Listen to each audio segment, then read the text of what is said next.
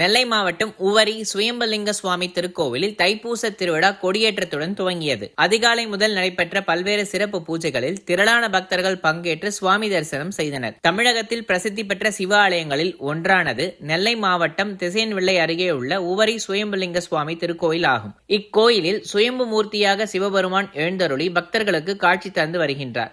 இக்கோயிலில் நடைபெறும் தைப்பூச திருவிழா மிகவும் பிரசித்தி பெற்ற விழாக்களில் ஒன்றாகும்.